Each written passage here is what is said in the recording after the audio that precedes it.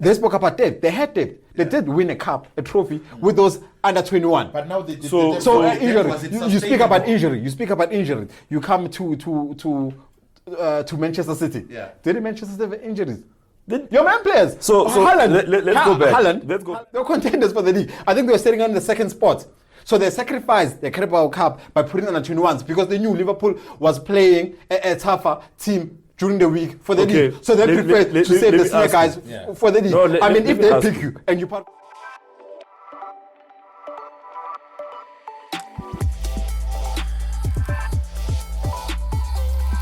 Hello, Dumelang Sanbonani Nonke, and welcome to the Diski Preview Show. It's the round table, ladies and gentlemen. My name is yours truly, Mr. E, and I'm flanked by two gentlemen by the name Mr. Mo and Uthisha. Uthisha weDiski. Uthisha weDiski, welcome to the show. Yeah, thank you, Mr. E. Thank you, Mr. E. You know what I was expecting? Your first words should be congratulations. You're spot on. Man City won for qualifying for top 8.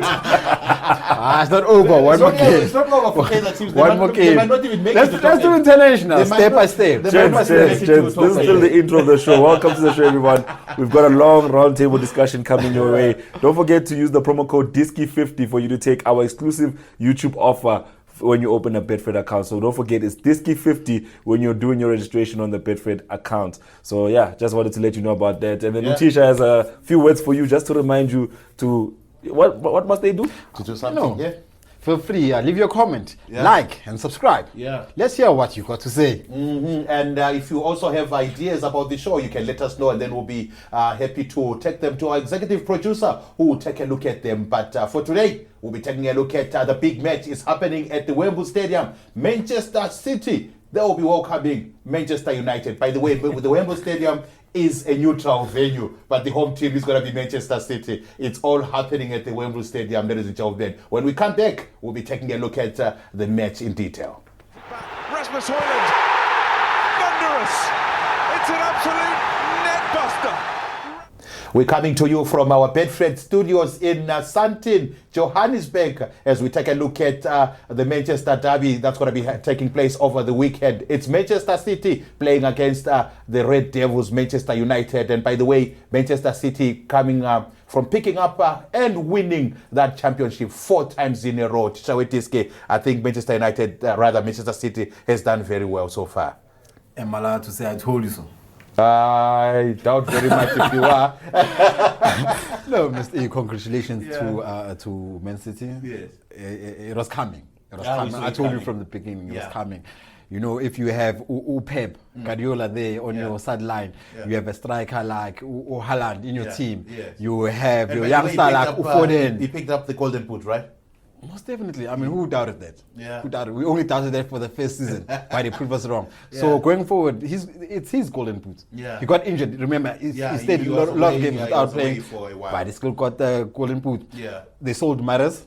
Everyone thought, there's panic now at Man City. No one's going to be able to replace Mahrez. Phil Foden put up his hand. Yes. Play of the season. Yeah. Play of the season. Yeah. You have Urut there, leadership there in the center. Man City can afford to play without De Bruyne. Yeah, that's a very, very big squad. I mean, like the names that we've just said, Uthisha weDiski.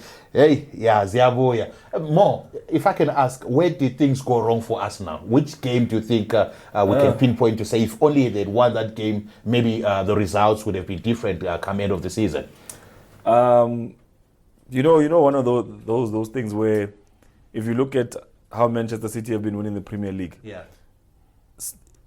You know, it happened to Liverpool a few times. Yeah. You can't really blame Arsenal for the result at the end of the day. Yeah. Arsenal did everything they could. If you look at the goal difference, identical, 62-62. Yeah. You look at the goals conceded, Arsenal had the better defense with 29 goals conceded, while Manchester City had the 34 goals conceded. When you look at goals scored, Arsenal had 91 goals scored. Manchester City, again, freakishly had 96 goals scored. So for me, at the end of the day, we have to celebrate Arsenal. You know what I mean? You have to give Arsenal their flowers.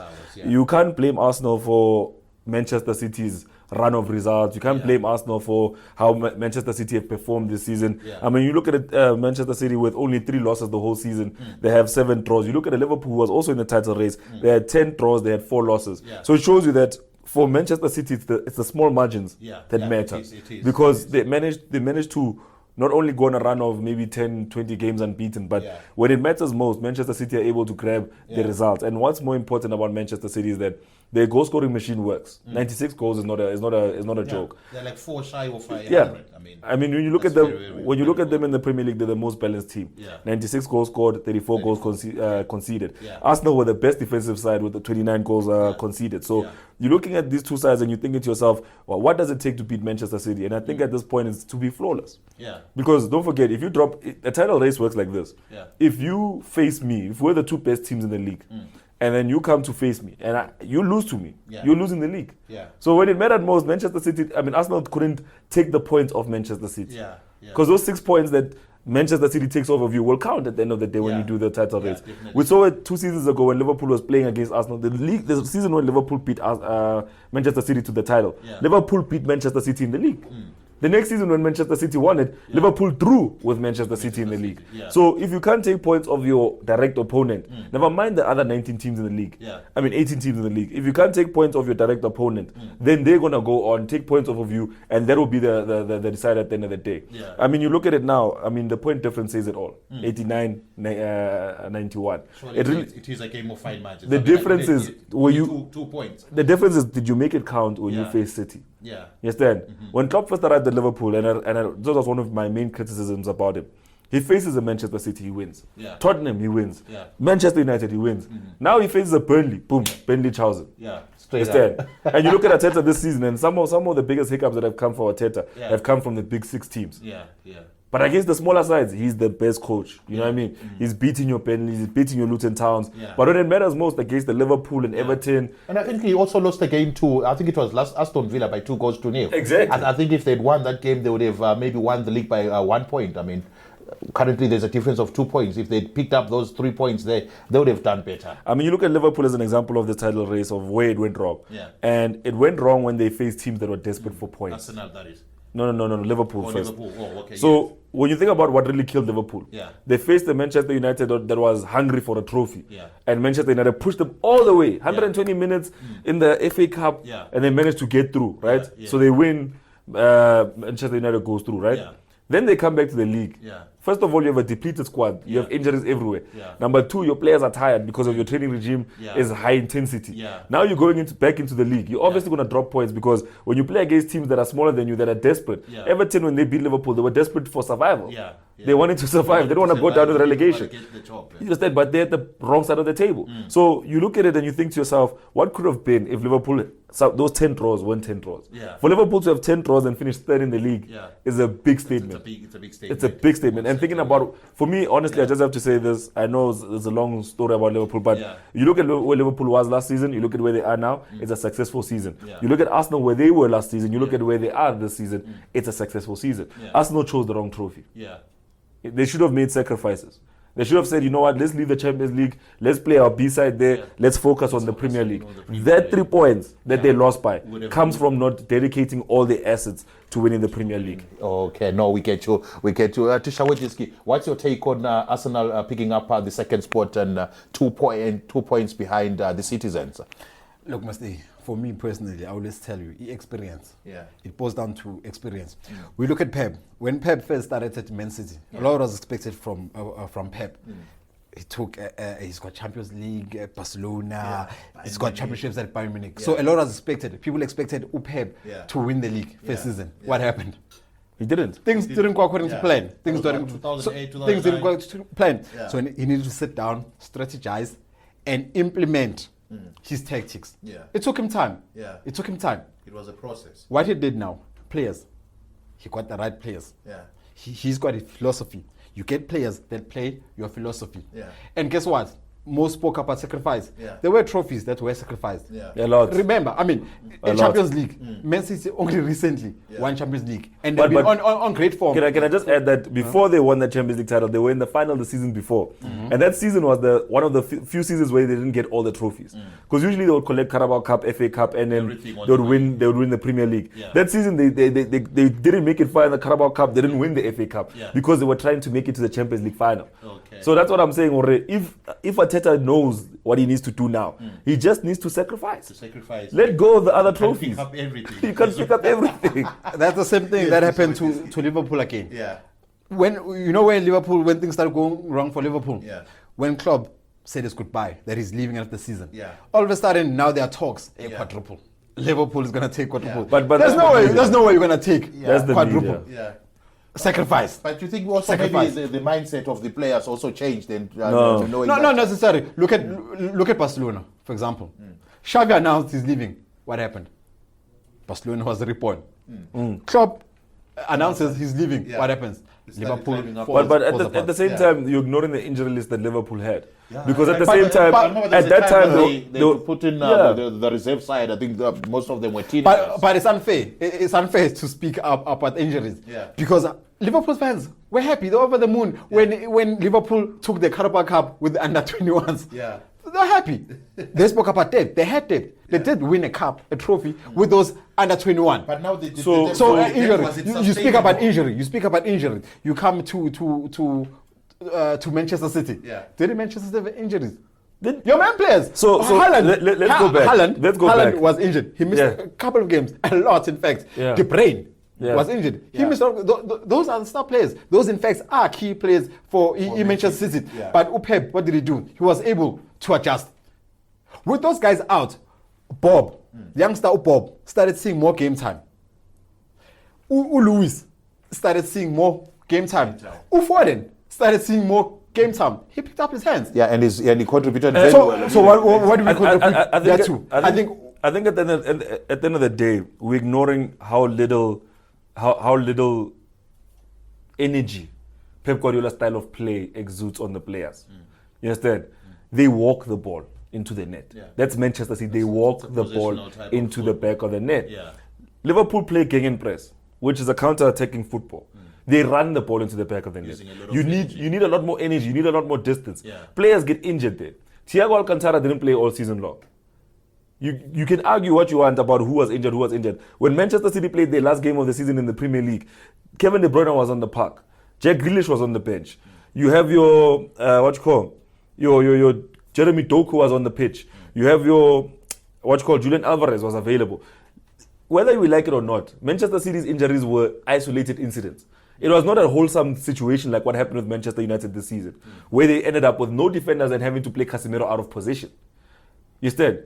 Manchester City have never had a season where they had to play a player out of position because of how bad their situation was. And a lot of people say, no, Fernandinho played centre back when he was a CDM. He was aged. They were trying to find someone to replace him in that space. But if you look at where Manchester City have been for the past few years, Manchester City don't have wholesale injuries. When Haaland got injured, he got injured when Kevin De Bruyne was coming back. You understand? They went to the World Cup with both of them ready to come back for that World Cup. So you don't have the situation where Liverpool had that situation where Everton, Van Dijk got injured, Matip was unavailable. They had to play with two centre backs, two youngsters from their academy, just to make sure that they made it into the top 6 to play Europa League football. You understand? You look at this season, Manchester United, same thing. Manchester United were playing their last few games with Johnny Evans, and on the other side they were playing them with Casemiro. You must understand that, okay, fine, we don't want to say that Manchester City has privilege. But you need to understand that if you look at their whole season, they had their key players throughout the season. Liverpool lost Alisson Becker. We lost Alisson Becker. We had to play with Kahim Kelleher. Liverpool didn't have Matip. We didn't even have Konate. We had to play with Kwanzaa as our centre back. We didn't have Trent Alexander-Arnold. We had to play with Conor Bradley. That team that had a little bit of its core left, managed to qualify for the Champions League. Yeah, let's hear what Uthisha has to say. I don't agree what you're saying. I'll add. I don't agree. I'll add to what you're saying. Yes. I'll make you a typical example. Man City. Yeah. Not the last game. Second last game. Yeah. Star goalkeeper gets injured. For how long though? No, listen. But for how Star long? goalkeeper. No, listen. Star goalkeeper. For how long? Gets injured. Now he's out. Substitute goalkeeper comes in. Do you know what the keeper did? He got man of the match. Remember the game? Yeah. What I'm trying to tell you is at Man City, those players, they have heart. Nah, The minute they guys, put you in, you No wanna prove. ways, no You wanna ways. prove it. No I ways. can mention all players. I- We start Ashkalo Foden. You start with Phil Foden. Phil Foden could have done what Cole Palmer did. He was also suffering. When Mahrez was there, Phil Foden was a bench warmer. He waited his turn. The minute you told the scheme, Baba, he puts up his hand. He goes and performs. Alvarez, he's a bench warmer for who? Haaland. When Haaland gets injured, he picks up a head. He goes and performs. Lama youngster abo Luis. Nabo, who's this guy? Abo Oscar Bob. Likes of Grealish, you get injured, you put up a hand, you go and perform. Urod, we know Urod to be the main man there in the midfield. He gets injured or is out. You replace him. And everyone who replaces someone at Man City, he excels. Okay, maybe, why? He puts up his hand. Why? Because they're all part of the squad. You cannot say it because maybe Man City doesn't have this thing of Uti. Haaland is out. Now the Maybe I'm putting it wrong. Let me explain it to you. Let me explain it to you because you've now come with a counter argument. Let me ask you a very simple question. Has Manchester City this season went to a match without Ruben Diaz, without Rodri, without Kevin De Bruyne, without Phil Foden, all at the same time, and without their goalkeeper, all at the same time? These 5 players, all of them non-existent on the pitch when they went to go play a Premier League or a Champions League game. Has that happened this season? No, it hasn't happened. So at Liverpool, Liverpool, we once went to matches without our number 1 goalkeeper, without Virgil van Dijk, without a senior midfielder in there. We had to play with Jones, Elliott, and maybe Endo, but Endo was new. And then you look at the front 3. There was a time we played even without Salah. You're playing your Gakpo here, your Jota there. All I'm saying is Manchester City's core has always had 3 out of the 5 players they need to play the system they need to play. There's always at least 3 senior players available the entire season. When Kevin De Bruyne was gone, Rodri was available. When Rodri got injured, Kevin De Bruyne was available. It didn't happen that Rodri, Kevin De Bruyne, and Phil Foden and it's never happened at Manchester City. But okay, Mo. Over 4 seasons, it's never happened. So this fact of these youngsters coming in to perform, are you disagreeing with what I'm saying to you is that you're talking about isolated positions and players. I'm talking about wholesale injuries. I'm talking about an injury list.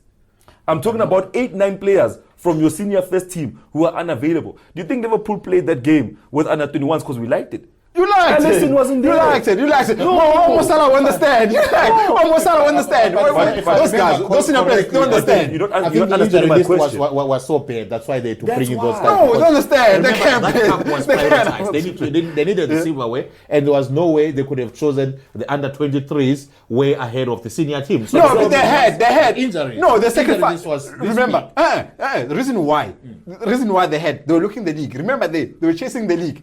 They were contenders for the league. I think they were sitting on the 2nd spot. So they sacrificed the Carabao Cup by putting on the 21s because they knew Liverpool was playing a tougher team during the week for the league. So they preferred to save the senior guys for the league. No, if they pick you and you're part of the squad, you deserve to play, Mos. Let me ask you. Was Alisson Becker available? No, forget about Alisson. Was Trent Alexander-Arnold available? I can say the same thing. When? So why was it celebrated when you won with the under 21s? No, it wasn't really by force. No. You sacrificed. You talking this football thing from a media perspective. Okay, by the way, let's look at this more. From headlines. FA Cup. Man City versus Man United. No. It's part of the FA Cup. Let's leave it. No, guys. Let's go back to Manchester City and Man United. We'll get to that one. This is just a feel of how it's like at our studios at Betfred. It's all happening with Uthisha, weDiski, and Mr. Mo. And the conversation still remains Manchester City versus Manchester United. But there are other incidences that we need to take a look at so that we know how we have arrived here. And the question is, how did Manchester City manage to pick up that league championship for the 4th time in a row? No, before we get to that, I just want to close this thing. Because he's right. We're here to talk about Manchester United and Manchester City. Yeah. And I'll tell you this right now, for a fact, that game is unfair even before it kicked off. Which game? Because Eric Ten Hag right now. Which game? The final, FA Cup final. Man City and Man United. Unfair. How is that unfair? I'm about to explain. I think we're talking about injury lists. Yeah. If we pull up Manchester City's injury list right now, right? Let's count the amount of players, key players, major players that are out.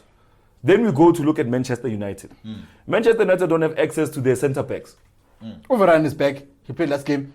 There's only one person missing. There's two defenders who look sure, no Maguire. But let's say Maguire that you're saying we are Samos. So now you're crying for Maguire. But you Maguire saying it's Maguire. So who's missing? Varane is back. So it's Maguire and Luke Shaw. Who else? It's Maguire and Luke Shaw. Who else is missing? Who can change the game? Who can we say if he is there, showcase, would win?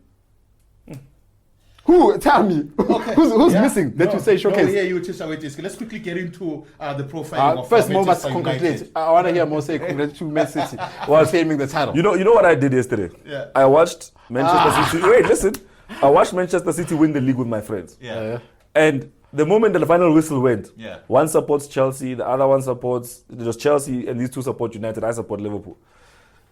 Off the record. Yeah. So now, when they were lifting the trophy, the guys were changing the channel. I was like, guys, watch this thing. Because if it was your team, we'd be forced to watch this thing. Yeah. So let's watch them receive their trophy. Yeah. Let's be sportsmen. Let's accept that Manchester City have won the league. I'm taking nothing away from the achievement that Manchester City have. Yeah, they've done very well. But I want to say a strong statement that I know is going to hurt a lot of people. Yeah. Pep Guardiola would have never been able to do this in 2006, 2007, and 2009. Because the Premier League had more than one great manager. Right now, if we look at the Premier League, when you say name the great managers of the Premier League, people go Pep. Then you say no, Maybe Arteta. Jurgen Klopp. Maybe Arteta is young. Yeah. He's just started. He's just started his career with Arsenal. You understand? Then they want to say Pochettino. Where are the great coaches? Yeah. In 06, 07, 09, you had Jose Mourinho in the Premier League. Yeah. You had Sir Alex Ferguson in the Premier League. Yeah. You had Arsene Wenger in the Premier League. Yeah. You had different. That's why the Premier League was considered one of the best leagues in the world. Yeah. Now the Premier League has turned into La Liga and the Bundesliga because of the coach who's sitting at the helm of Manchester City. And even he said in his farewell video to Jurgen Klopp that this team affords me certain abilities in terms of certain assets. Jurgen Klopp oversaw Liverpool extending a stadium. Number one, Liverpool built a stadium under Jurgen Klopp. They had to go to new training grounds under Jurgen Klopp. That budget could have been used to buy players. But that budget was seen. Jurgen Klopp, when he leaves Liverpool today, we have a new grandstand. We have a new roadside stand. You understand? The club has grown as a whole. When you look at, I always say the difference between Jurgen Klopp and Pep Guardiola is that one is a manager and one is a coach. You understand? Pep Guardiola is a coach. You understand? That's why his focus is on the football. It's on the pitch. The same way Arsene Wenger arrived at Arsenal and changed dietitians, and he looked at the club wholesome. Arsene Wenger saw the movement of Arsenal from Highbury to the Emirates. You understand? Sometimes you look at these things and all the achievements we want to talk about is the trophy. Have you seen what your club is going through? Think about it now. Maybe Manchester City's fans should consider. So Alex Ferguson won Manchester United all those trophies. Today the roof is leaking. And the trophies are not coming. The infrastructure now is an issue. Now the club has to go for sale. The club is destabilized. Parexalayo, they have the trophies. Yeah. They have 19 trophies of this. Jurgen Klopp left now. We have a brand new stadium. We have a brand new training facility. Pep Guardiola oversaw the new training facility for Manchester City. We'll give him that credit. Yeah. But at the end of the day, all I'm saying is, when you look at this thing sometimes overall, don't just... The same thing is happening with South African clubs as we speak at the moment. Where all that matters is the football on the pitch. But some of them, in fact, most of them don't have a home stadium. They play where it's available. You understand? When you go talk to people in the game, all the conversations around the game are around corruption. No, but ref. No, bayenza. You understand? When are we going to start giving people like Jurgen Klopp, managers, to go and manage football clubs? Liverpool, when Jurgen Klopp walked in, it wasn't in the top 10 most valuable teams in the world. Now we're sitting amongst the top 10 most valuable teams in the world. So you look at the impact of this man, besides what was happening on the pitch, then you appreciate why. I honestly feel like what happened on the last day in the Premier League was the best thing that could have happened for Jurgen Klopp. Because we didn't need the distraction of trophies. Players were leaving. Thiago Alcantara is leaving, Matip is leaving, and Klopp is leaving. We needed to celebrate those people. Yes, we didn't need to celebrate a trophy. Oxalayo, yes, you can win the trophies. Yes, it's your time to be at the top of the hill. Yeah. The question is, will you be at the top of the hill forever? Yeah. Because Blackburn won the 93 Premier League. Where are they now? They've seen relegation a few times. Leicester won the Premier League. They've seen relegation. Arsenal won the league. They're fighting to win. And then add on, Manchester City won the league 4 times in a row. First ever. Carry on. Yeah, first ever to win the... Do you think they were fighting relegation? All I'm saying is... All I'm saying is a great milestone. It's your turn to be at the top of the perch. We give you your congratulations. Well done to Manchester City. The same way the other teams were at the helm of, or rather the top of that league. Do you know what was nice about? Do you know what was nice about this EPL this season? When we say Manchester City won the league, if you were not following the EPL, you would think, Man City won it. It was an easy league for them. It's now a farmers' league. Had Arsenal not lost against Aston Villa, that's where things went well. Arsenal was sitting on top for a very long time. Had they not lost against that Aston Villa. There was like 4 or 5 games before the end of the season. Arsenal would have won the league. Yeah, no, Man City has 3 losses this season. It shows with they're beatable. A couple of weeks back, 2-3 weeks back, Manchester City was sitting number 3. You can beat them if you want. You can take the league by experience. Again, I told you about Arsenal. Look, Arsenal will finish second again because of that experience. Don't give up on Arteta. Same thing happened to Pep. Remember Pep? He didn't take the league first time. This is the second time now. Arsenal finishing second. Congrats. You're right, Mo. Congrats to Arsenal. Congrats to Arsenal. Maybe next season. Mr. E. Maybe next season. I'd love to give you a good congratulations and celebrate with you. But even your coach didn't look impressed. Go watch the videos of how he looked on the last day of the Premier League season. Do you know why? Even he didn't look impressed. Do you know why? Do you know why? He was impressed, but he didn't think it would be this difficult. You saw the game against Tottenham. You mean the game where The Son game, missed you the saw the game sitter? against Tottenham. He saw. The league I won't lie. the league just flashed in Pep's eyes. He saw what the league is going to be gone. So he fought for this thing. It was difficult for him to celebrate. He fought for this. I think honestly speaking, so much for Manchester City. I think we'd like to. I personally, as Mr. E, I would like to congratulate Mr. Thank you, Manchester Mr. E. City And congrats for winning Liverpool, being that number 3 league championship. Congrats. And congratulations again to Congrats. Arsenal and Liverpool. Liverpool. I think they've done very well. I cheers. We're going to talk about it later on. The other team that will be playing against Manchester City is Manchester United. I would like us, gentlemen, to profile Manchester United. Let's just see the journey up until the end of the season. I think they finished the season at position number 8 with a goal difference of -1.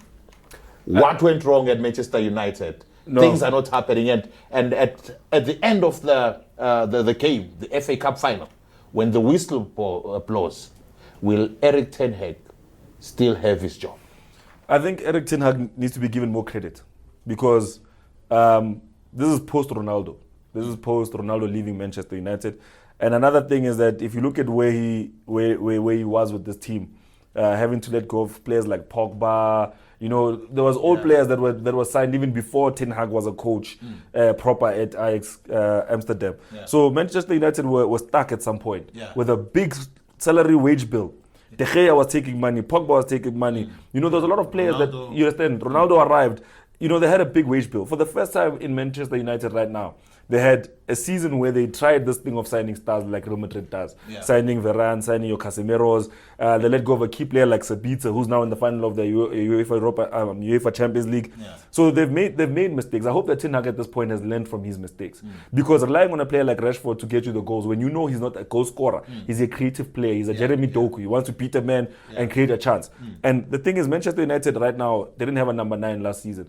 This season. Rasmus Højlund came in to salvage a situation where, and the most important thing is that in modern day football, especially as analysts, we don't give players a chance to grow into a team.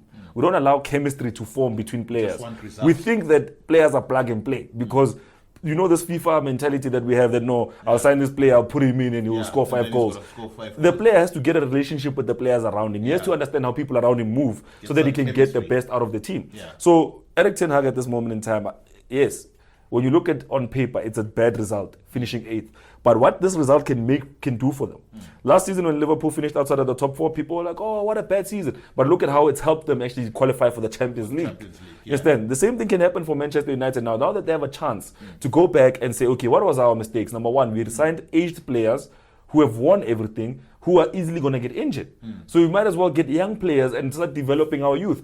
Mainu is an example of where Eric Ten Hag is taking Manchester United. It might not be this season, but next season Manchester United will be a force to be reckoned with because now they've let go of those mistakes of the past. They've let go of signing players they didn't need. They've let go of keeping players who big wage bills. The moment they let go of De Gea, that was a statement to me that's saying that Manchester United is getting a new skin.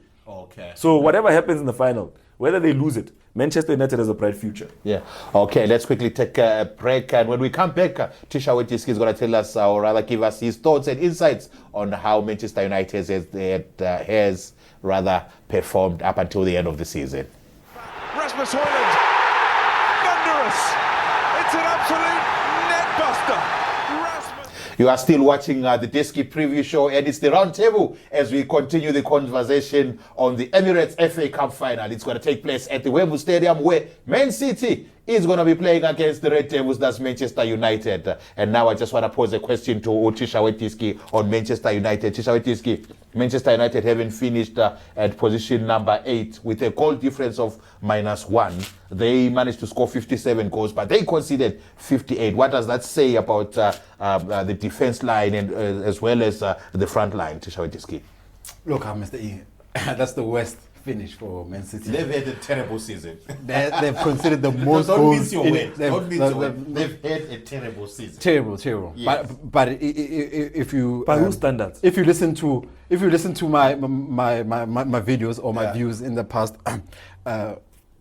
videos, when I talk about a menu, I told you that it's understandable with the amount of injuries that they have.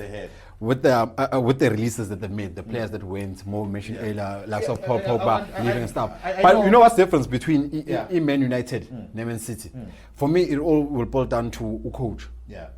Reason I say that, in Man City, when Gabriel Jesus left for Arsenal, people thought that's the worst release. Gabriel is needed there. He shouldn't go. They got Haaland. When Haaland came in, he wasn't as sharp in his first games. It wasn't sharp. People started saying he can't play in that league. Then he's gonna fail. Where is he now? Couldn't put 2 seasons in a row. We let go of the left back, Vjenko, who went to Arsenal. People thought again there will be a leakage. There will be a leakage there on the left back. We got a guy. By the way, when you say we, that's you and Manchester United. Manchester City. But you said we. Manchester City. Okay, no, it's fine. Manchester City. When who's this guy? Gundogan left. Key player. He won Manchester City, the league, last season. Again. Why release him? It's going to cost the team. Players came in. They put up their hands.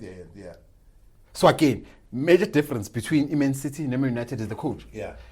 If Aaron Ten Hag, if Aaron Ten Hag had that experience of Pep, he was going to be able to coach his players. And then so that we're all on the same page. Your statement is they want to do well. Your statement is if Pep Guardiola was coaching this Manchester United team, you would have won 6 of the last 7 Premier League titles.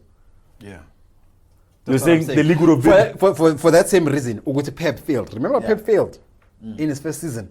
And everyone, the comments, the headlines were like, Pep is not English EPL material. He's not going to take anything. Where is he now? We gave him time. I just want to say that we gave him time. I just want to say your statements are very.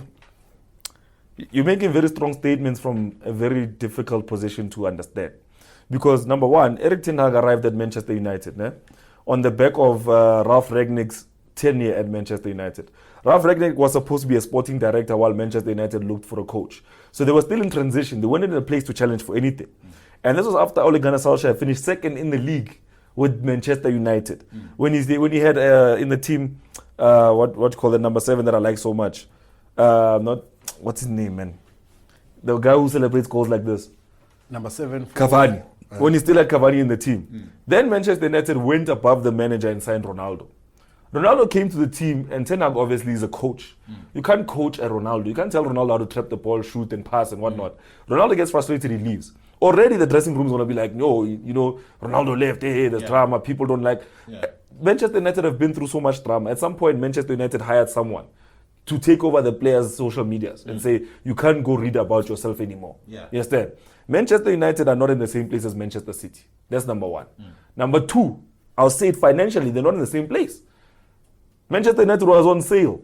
Sale. The club itself was on sale. You understand? I think I read reports whereby they say the infrastructure is now in bad situation. The roof is leaking.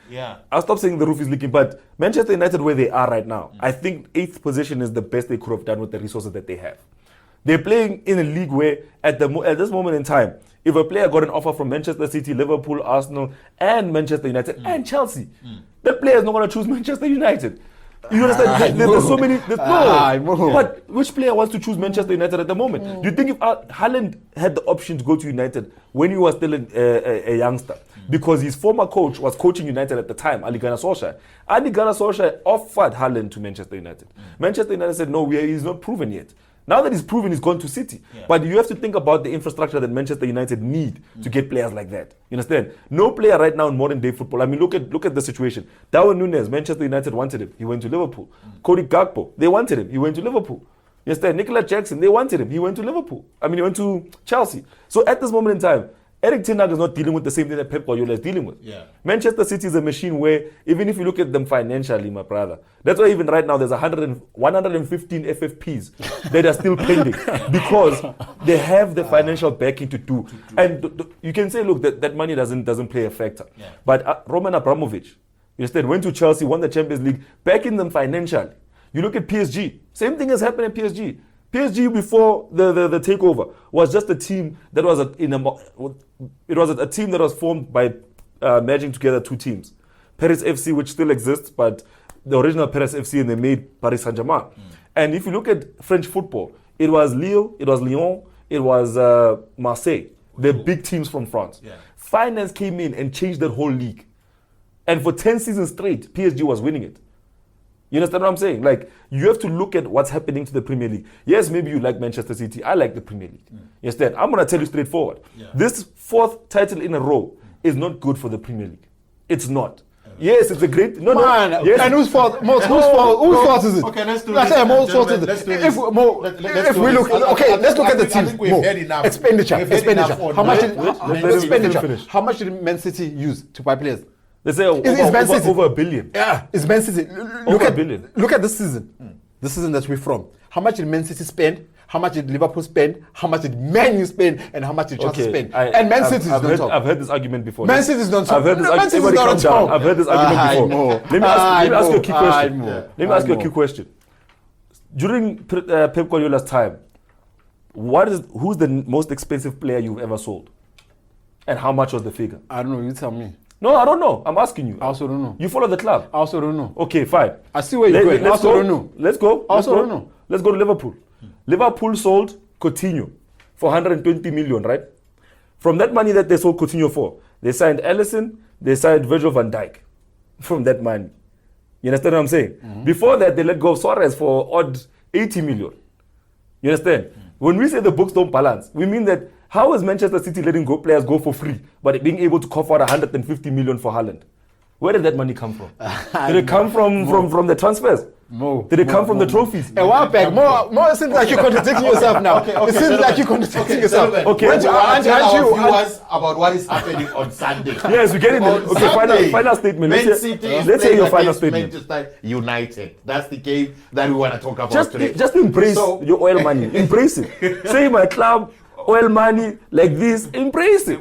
Chelsea fans embraced Roman Abramovich. That's why when he left, Chelsea fans went too. They didn't make a noise. So, okay, gentlemen, can I pose this question to Uthisha weDiski? Uthisha weDiski, the Citizens, are going to be playing against the Red Devils. It's going to be blue and, or rather versus red at the Wembley Stadium. Who do you think is going to be able to pick this one and why? Let's look at the last 3 meetings. That's 2 in the Premier League. Yeah.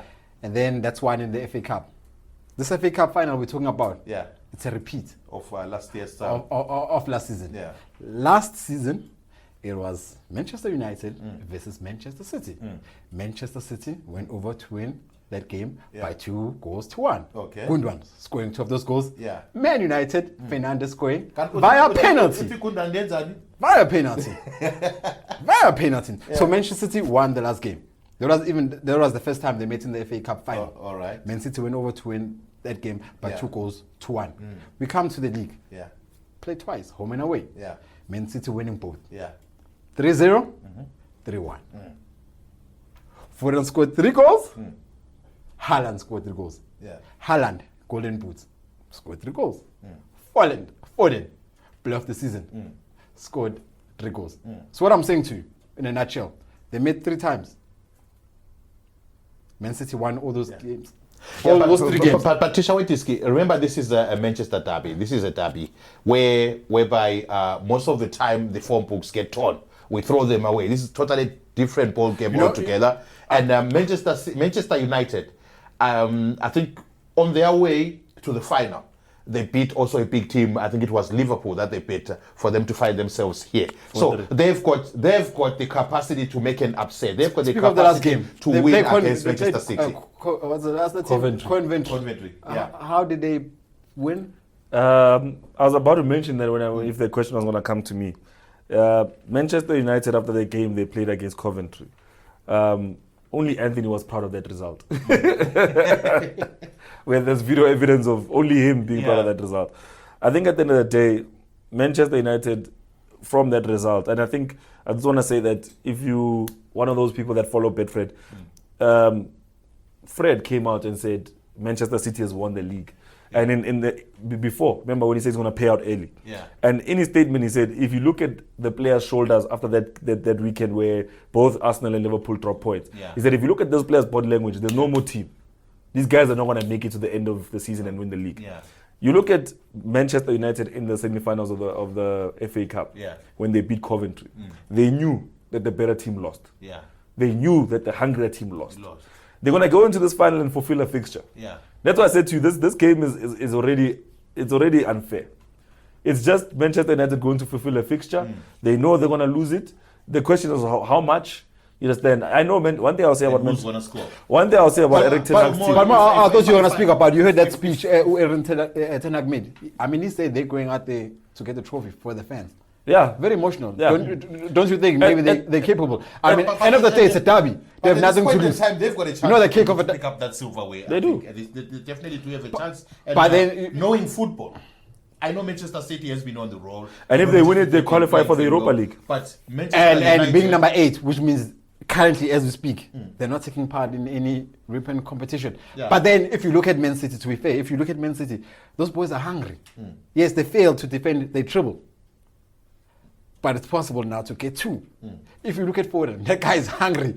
You look at Haaland, that guy is hungry. Yeah. You look at Rodri, that guy is hungry. You saw a body language of of goalkeeper when he got injured and went out. You could tell he's hungry. He wants to play. They want results. They want to win. So that's the difference between Manchester City and all the other teams. So when we come back to the to our local league, are we saying it's a case whereby maybe Mamelodi Sundowns is playing against Kaizer Chiefs? We wouldn't say that, because I think Kaizer Chiefs' season is not because of other factors besides the fact that something has gone wrong at that club. Maybe nobody knows. Yeah, we really can't pinpoint. At this point, with all due respect, I just want to say that anyone who looks at Manchester United going into this fixture and thinks to themselves that Manchester United are a team that didn't have a great season is lying to themselves. You understand? Yeah. If they win this trophy, you keep on bringing this up that I think they've had despite the fact that they finished at position number 8. More, it's bad. They've had a very good more. It's bad. There's so many NFC -1 quite different. -1. Yeah. There's a lot of positive things you can take from this season. Yeah. If they don't lose Quadracho, positive number 1. Yeah. If they don't lose Maino, positive number 2. Yeah. If they sign the right players to bolster that team, positive number 3. Yeah. The thing is, the school of thought where you look at football and you say, oh, they won the trophy, they're good. That's why teams like United didn't see their decline.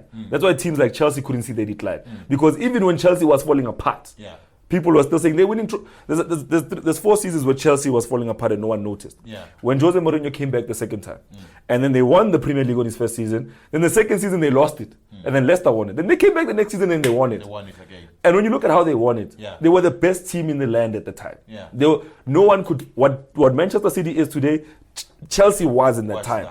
Untouchable. They had the best squad. They had your Hazard, they had your Diogo Costa. Good, they were the envy of the Premier League. But at that time, everyone was blind to the decline. Yeah. Because we're looking at the trophy and the league position. If you look at football as a whole, if you analyze football long enough, how do you know what is the next big team? Why did Sir Alex Ferguson got asked a few seasons ago, which team has impressed you? That day, Aston Villa had lost 5-0 to Newcastle. And he said, Aston Villa is the most impressive team in the Premier League at the moment. Look at what they're doing. So if you're able to read the situation, you can see that, this one is starting to do this. Yeah, Manchester United is going somewhere. Yeah. You understand? It might not be from a they're winning trophies perspective, but there's something that's going on at that club. The fact that Manchester United signed Varane and now they're willing to let him go, it says a lot All Manchester United have never done that. Manchester United signed Martial. Even when he was not working, they kept him. They signed Pogba. When he was not working, they kept him. Yeah. De Gea, they kept him. You understand? For the first time in a long time, Manchester United is rebuilding. You understand? In the boardroom, new ownership is coming in, passionate ownership. So there is positives to it. Yeah. All I'm saying is, okay, this fixture that's coming in the final, regardless of the result, whether United pull off a miracle and win it, or they lose it, but there's a couple of positive places where you can look at the team and say they are going somewhere. Yeah. The youngsters that they used to have, like Rashford. Yeah. Rashford is not a complete player in the sense that he's going to give you the same output every week. Sure, Rashford will play against Manchester City and have the game of his life. The next week, he's not that guy. But even Rashford has been asked to play out of position for about 2 or 3 seasons now. Because United doesn't have the muscle to sign players for the right positions. Yeah. You understand? How long has Bruno Fernandes carried Manchester United? Does that not remind you of someone? He's the top goal scorer at Manchester United. I think he's got 10 goals. But how long are you going to rely on one guy? Last year, they had Eriksen, they had Sabitzer, they had Fernandes. Sabitzer was on low. They could have easily pulled the trigger and bought Sabitzer. They let him go. Sabitzer's playing in the final of the UEFA Champions League. With Sancho, who also was a United player. They let him go. Now he's playing in the final of the Champions League. So at this moment in time, I just want to say that you have to look at this team. I'm looking at the team from that perspective. That you can say, cool. I mean, we can't say United was going to challenge for the Premier League title. That's first and foremost. The fact that they made it to this final is also a miracle if you look at the match they had against Coventry. When you look at the match they had against Liverpool, they were hungry in that game. Because after Liverpool won the Carabao Cup, everyone was saying Liverpool is untouchable, they're sitting first in the league. Manchester United beat them. You understand? So at the same time, you can't make the argument that United is not hungry. Those players at this moment in time, when you look at that game against Coventry, it defeated them. Because it was a wake-up call to say even with the badge, you guys almost lost a FA Cup semi-final to Coventry. But Manchester United, with the financial muscle that is just coming, I think they'll be able to open up their books and sign very, very good players. I mean, to try and bolster their squad, because someone made that argument, and then someone said it's not the same as having the same amount of money as a nation state. You understand? That what City have is a country's money. You understand? This is one This is one individual who has assets. It's an individual. Do you think that he can pull the muscle that Manchester City's ownership pulled? Do you think they can pull the money that Manchester City's ownership has pulled? It's a different ballgame. That man has a bigger pressure on him. Sir Jim Ratcliffe is walking into a situation where he's not the only owner of the club. The old owners are still there. The Glazers are still there. You understand? They're going to come there and say, Chief, we can't just splurge money. You understand? We can't. The problem is not solved. It's not oil money. It's not a whole nation state's money. Who uses oil money? No, I'm just saying it's not unleaded money. But at the end of the day, look, I just want to say that you can't compare the two teams. They're going into this final. You have to. Are different. You have to strip away the badges and say that the champions are facing a mid-table side. That's all you have to say. And for me personally, I think the favourite is going to walk away with the win. Okay. And I think hopefully for Manchester United, they take this time to rebuild and grow. Because there's so many managers on the market. But the best of them don't want to go to United. Everyone just wants to, is shying away from them. It's the same thing with Bayern Munich. That makes Eric Ten Hag keep his job, because right now I think you must be worried. Hence I said earlier on that come the end of that match when they play against Manchester City, he's going to be, if he doesn't pick up this silverware, he's going to be the most worried man. If I was part of that board, I would be proud of Ten Hag. Because if I had to go play Champions League next season, while I'm still trying to fix my club.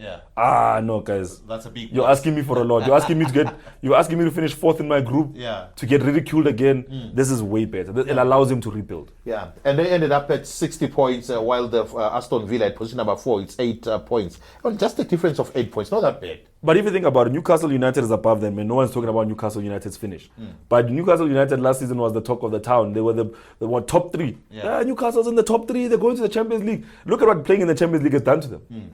62 games in one season is not for everyone. You need to understand that 62 games in one season it's not for everyone. It's not pop in place. Okay, those are the sentiments of Mr. Moore. And I've heard also the sentiments of Uthisha. Uthisha, weDiski, still want to say something. I'm worried about Moore.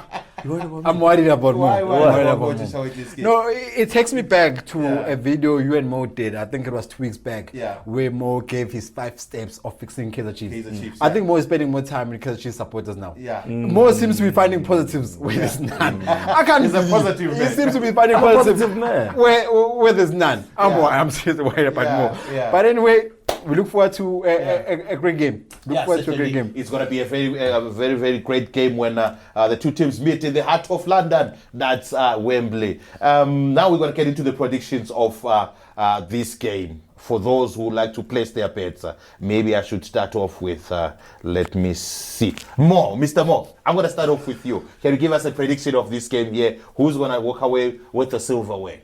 I think it's going to be a halftime draw, and it's going to be a Manchester City win. Manchester City win. Are you expecting a lot of goals? With Manchester United struggling, having conceded 58 goals.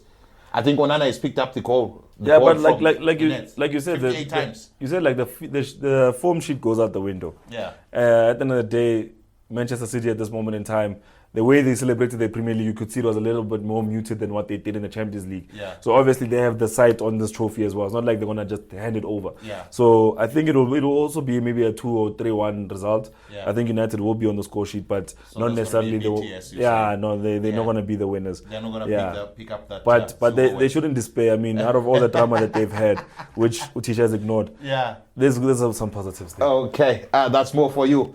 He's saying Manchester United will definitely not win this game. It's going to be Manchester City. I didn't say And that. it's going to be a BTS. I heard you loud and clear.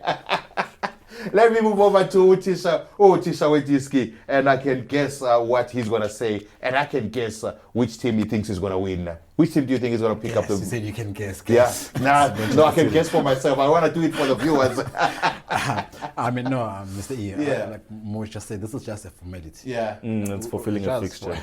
It's fulfilling a Man fixture. City has won this game But already. guys, this is an FA Cup final. You know, at the end of the day, right? Yeah. Manchester City will always be seen as a villain. You understand? In Premier League history. Yeah. I think when we look at it from a purist perspective, Yeah. they've come. They've. I mean, if you look at what the Premier League is going into now for ownership, Yeah. they've gotten to a place where they now wanna. You know, they just say we need to manage how people can own Premier League clubs, yeah. and that's due to, you know, institutions like this coming in and changing the entire, you know, scale of balance of an entire league. Yeah. So when we look at it, what does Manchester United represent at the moment? They represent a lot of things that hallmarks of what football is all about. Passionate fans. You know, I mean, as much as Manchester United knew they were not getting anything out of this season, you know, their fans still fill the stadium. Their fans still clap their players on. Yeah. That's what we love about this club. And I think United are coming into this one. Like I said, it's you know, your superhero, which is Manchester United, for the first time ever. Yeah. Everyone is behind United, Yeah. and it's Manchester City who are the Who's gonna be villains the villain. of the Premier Yeah. League at the moment. So you if they win, I'm telling you now, fans that are even non-Manchester United fans will be celebrating. With Manchester United. If City wins, Yeah. it won't change nobody. Yeah. Like every other fan will just be like, yeah, okay, it's whatever. I mean, if you look at the game against West Ham and Man United. and Manchester City. Manchester City. No. Tottenham and Manchester City. Yeah. When Son missed that opportunity, Yeah. social media was saying that Son got paid to miss that opportunity. You understand? That's how Was he seen with a phone somewhere trying to place a bet? they're like. I know there is a story that Yes. the newspapers and So, social media of someone who I think people think that he got paid so that a certain team can lose the game. We're not saying he did, but all I'm saying is that right now we're looking at the villain of football versus one of the heroes of football, and we're looking at, you know, one of those institutions we thought, you know, would be dominant forever, but is not dominant anymore. Yeah. We're looking at an institution that a couple of seasons ago was nowhere and now is one of the big institutions. So there's a lot of narratives besides the football that's being played on the pitch. And like I said, if Manchester United win it, the whole footballing world will be proud of Manchester United. We'll all cry a little tear with them because if they do, it will be the underdog beating, you know. And Tisha, which is just to find out from you, do you think this is going to be a high-scoring game? Yeah, most definitely. Yeah. For BTS them- maybe, for for them- those who like to play spades on No, this game. with this one, no BTS. No BTS. Only, It's gonna be a clean sheet for only Manchester reason it City. might be BTS is if Man Penalty United for like Bruno last season. But this time, Abo Walker, no discipline this time. Yeah, Clean sheet, They're clean sheet. going to have a clean sheet. So, Clean sheet. yeah, So not giving you know, Manchester United a chance as of Mo is scoring busy at all. talking, I'm like, imagine supporting Manchester United and Kaizer Chiefs. Hey, yeah. Or imagine Hat-trick after supporting hat-trick. Manchester City and Sundowns.